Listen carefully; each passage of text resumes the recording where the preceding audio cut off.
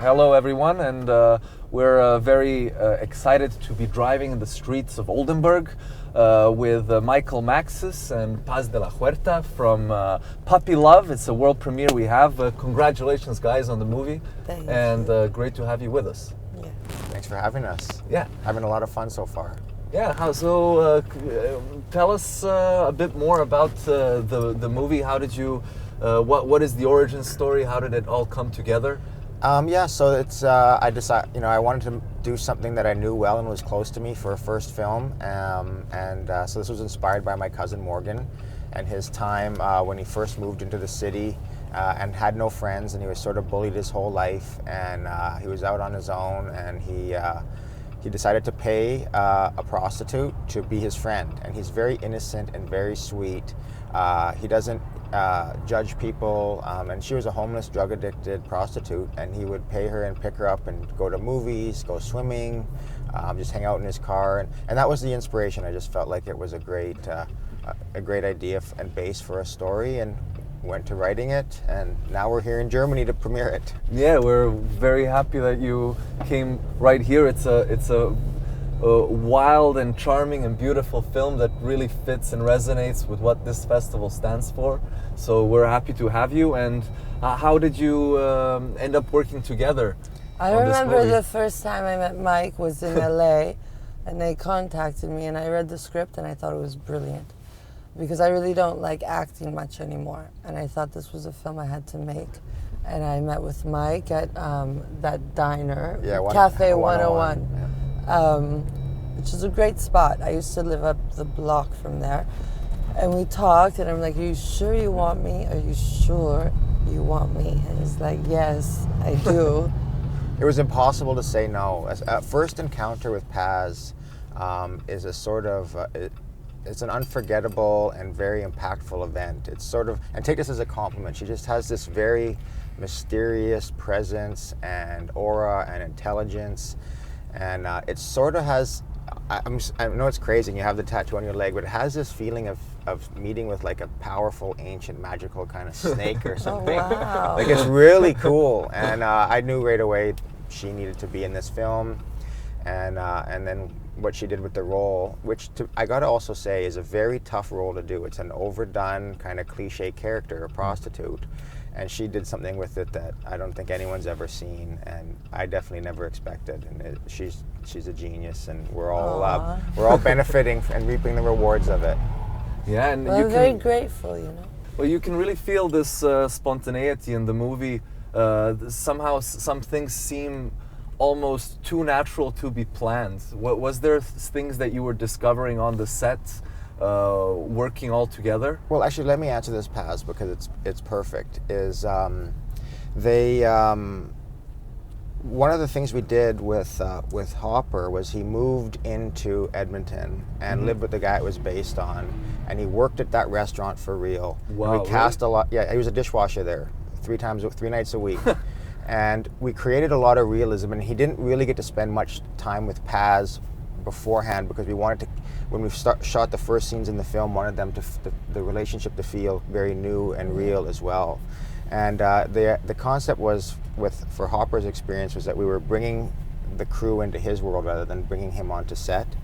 And then something about it it was sort of surreal. My memory of it is I just felt like I was there. It felt like watching reality, and Paz is brilliant with ad lib and.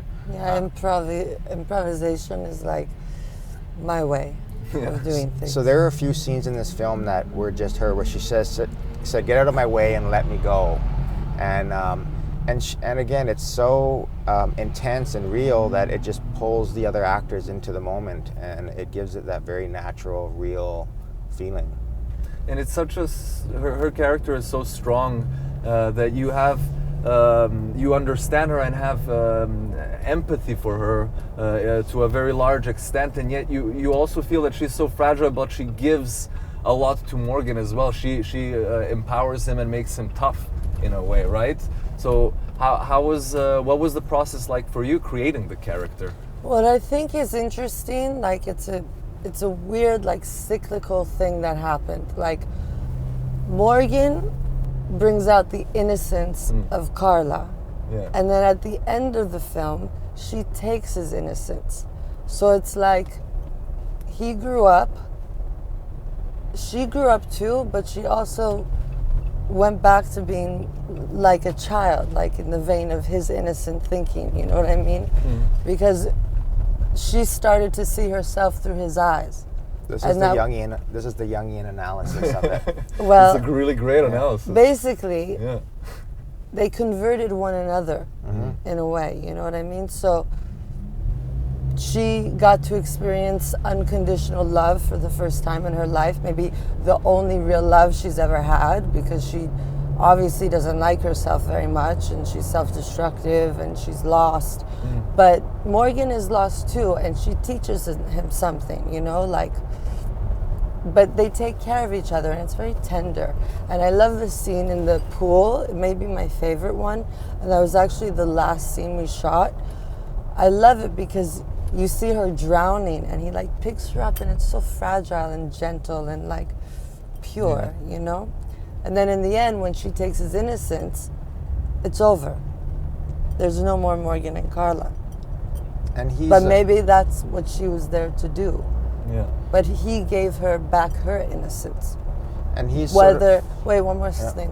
Whether she chose to continue to pursue her innocence and what he taught her, it's a mystery in the end. But how I equate the ending is like, I remember being in relationships with people who were really messed up and they were never going to change. And the moment I knew an ex-boyfriend of mine loved me was the moment he let me go. So I think she really shows him how much she loves him by releasing him in the end, you know? Yeah, and I was just going to say he represents, on a mythological level, that child archetype, and which is an innocence, and children are about new beginnings and healing, and he's a healing force on Carla in the film, and so. Yeah, and in the ending, I mean, she just disappears from his life. She says, "I'll be back in a second," basically, and disappears. And the only thing we know is this one line, I believe, of dialogue where in the tub he says, "I don't know what happened, but I saw her once, and I think she gained some weight. That means that she got off." Yeah. Correct, right?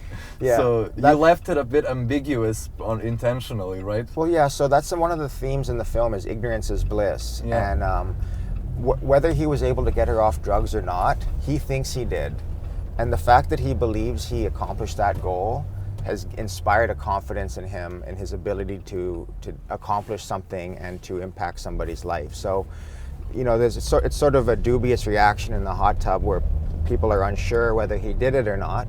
Yeah. And that's up to the audience to wonder, did he or didn't he? But the fact that he believes he did is enough to change him.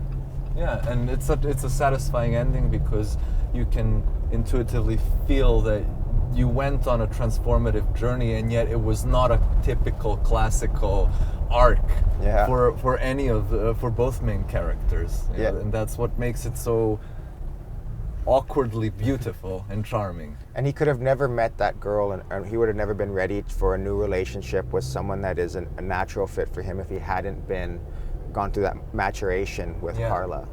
Yeah, so it's a bit of a coming of age as well for him. Absolutely. As a person. And what was the reaction like from Morgan when he saw the film? Yeah, he loved it. He's so funny. He's so honest. He said, his first thing he said is, he said, "I thought it was going to be worse. It was actually a good movie." Oh yeah, he said that. He's so funny. We actually interviewed him after. We could never release it, but we asked him how he thought each actor did in the roles. And he's just so funny. He says the compliments, but then he picks apart everything. But it also doesn't really make sense, his analysis of it. So he loves it, and like, what a cool thing to have a movie made about yourself and to be painted on a 6-story building in a foreign country, a mural honoring your first relationship and your first love. So you'll never forget it. No. Never. No, it's the like thing a you never tattoo. forget. but a gigantic permanent tattoo that everybody can see, and we're happy that it's in Oldenburg and that a lot of people can see this beautiful film. So thanks a lot, guys, for coming, and I hope this car is going to take us to get a drink and keep talking about the movie. Yeah, this is a nice car like too. that. Smooth ride. Thanks everyone.